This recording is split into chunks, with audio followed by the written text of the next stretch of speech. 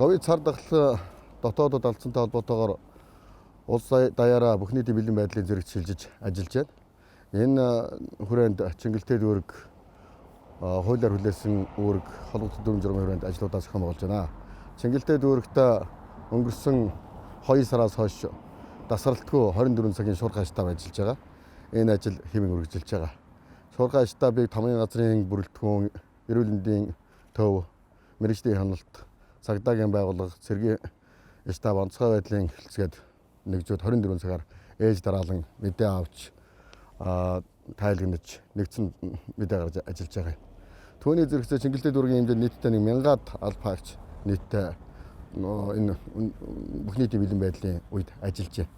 Өнөөдөр бүх хороод дээр иргэдийн сайн дурын шинжилгээг авч эхэлж байна.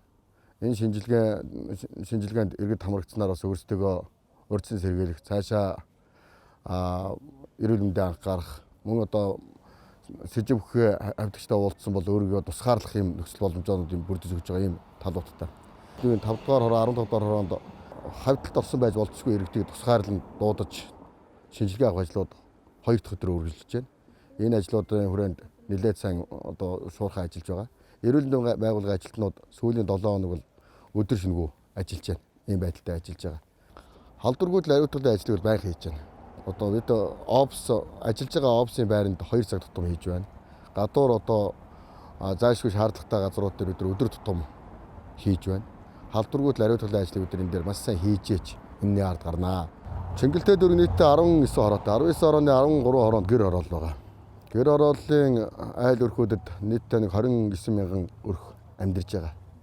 Эдгээр өрхүүдийн дийлэнх нь одоо өдөр тутмын орлогоо зах худалдааны төвөөр дамж олдог байсан ийм байдалтай байж байгаа. Тэгэхээр энэ хатуу үйл явдлын холбоотойгоор орлогын тасрах, амжиргаад нөлөө үзүүлэх ийм байдлууд бий болж байгаа. Тэгэхээр саяны яриад хүнсний дэмжлэг үзүүлэх ажлыг бид зохион байгуулж байна. Иргэд маань энэ төрийн байгууллагын аль багчдынхаа энэ зүтгэлийг үнэлж, хүндэж хатуу үйл явдлын дэглэмийг сахиж ажиллахыг таавагласаа хүсмээр байна. Эрүүл мэндийн яамны сайдын баталсан журмын дагуу бид нар яг тусгаарлалтын байрнаас бол хог хаягдлыг ачдаг. За өнөөдөр манай дээр 3 Dream Kentaur гэсэн буудлууд дээр бол тусгаарлалтын байрууд нэгдсэн үйл ажиллагаа явж байгаа. Бид нар яаж хог хаягдлыг авч байгаа гэхээр тодорхой хуваарьтай. За хуваарийн дагуу яг одоо тухайн аж ахуйн нэгжүүд маань өөрсдөө битүүмжилсэн хог хаягдлаа гаргаж өгдөг. Тэрийг бид нэр бэлтгэснийхэн дараа ачиж одоо тээвэрлж байгаа. За тээврийн хэрэгслүүдийн ариутгал ер нь бол бид нар дотооддоо хийдэг. Автобаз дээр болон орж гарах хөдөлгөөнд үүсэх нөхцөл дотооддоо ариутгал хийдэг. За дүүргийн хэмжээнд бол нийт орон сууцны хороол гэр хорооллуудад бол хуваарьтай байдаг. За яг хуваар одоогийн байдлаар алдагдахгүй явж байна тий. Энэ зүгээс бол нийтийн зүгээс өгсөн зөвлөмж зааврын дагуу хамгийн гол нь бид нар нэг удаагийн хувцас хэрэглээр хангах асуудлууд байгаа. Тийм учраас ажилчдыг бүрэн нэг удаагийн хувцас хэрэглэл, маск, бэлээ. Тэгээ мэдээж өдрийн цагаар бол хоол хүнсний асуудлыг шийднэ. За өглөө бол унаа гэнэ бол зохицуулах ажлуудыг зохион байгуулсан. Яг хуваарийнхаа дагуу гаргаж ирээрээ. За бид нар бол ерөнхийдөө бол бэлдсэн хог хаягдлыг бол ачаад тээвэрлээ явж байгаа. Тийм учраас заавалжгүй тээврийн хэрэгсэлтэй өгөх шаардлагагүй. Зөв битүүмжлээд одоо урд өдрөн юм уу? За хотын төв бол харьцангуй онцлогтой манайх өдөр тутам одоо тээвэрлэлт хийгддэг учраас машин ирэхийнхаа өмнө гаргаж ирэхэд болно тий. Энийг нэлээд яаж нөө. За, ажлууд нь яаж вэ?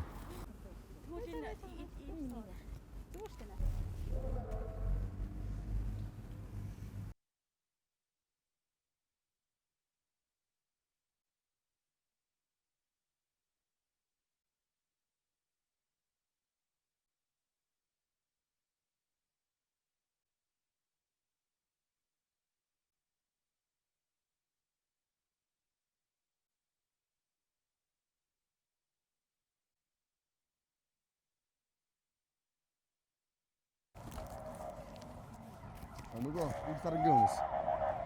Ингээл хаад явж байна. Өөр дутуу юм юу вэ? Одоо яг төснүүд нэлээд сайн авчих болно. Тийм төснүүдээ аягаа сайн авчи. Тий. Яг заримдаа ч одоо юм шаардах юм. Байна. За хүнсний дэлгүүрүүд энэ чи явбал авчих чамд тэргүүлж өгдөг. За та. Сайн байна уу? Хин ахалж байна. За тэгвэл тийж очиж суух уу? За тэгтий ялах чад бол.